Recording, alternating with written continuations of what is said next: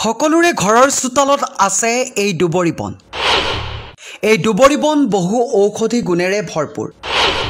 আমি কেৱল পূজা পাতলত ব্যৱহাৰৰ বাহিৰে আন ঔষধত যে ব্যৱহাৰ হয় নাজানো দুবৰি বন।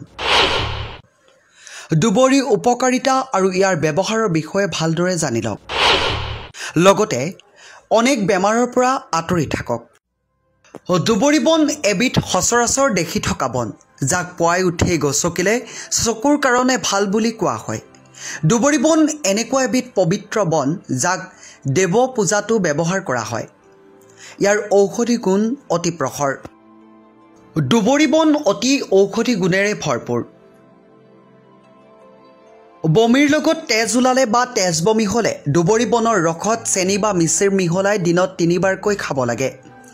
কাণেৰে তেজ ওলালে দুবৰি বনৰ ৰস নাকেৰে উজাব লাগে আৰু খাব লাগে। কটা চিঙাত বনপাতত মিহি মলমৰ দৰে সানিব লাগে।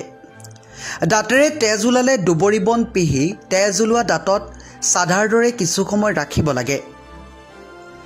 ঘাঁ হ'লে দুবৰি বনৰ ৰসত হালধিৰ ৰস মিহলাই ঘাত সানিব লাগে। চুলি সৰিলে আৰু অকালতে পকিলে দুবৰি বনৰ ৰস মূৰত সানিব লাগে। চুলি সৰা পকা ভাল হয় আৰু চুলি কলা হয়।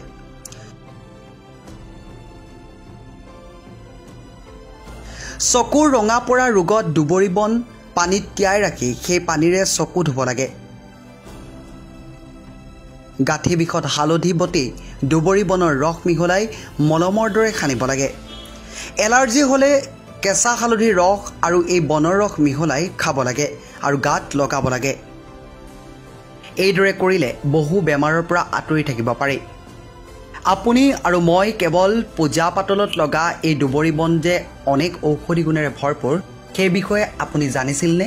যদি নাজানে এতিয়াৰ পৰা ব্যৱহাৰ কৰক। News desk report, news 8 Assam.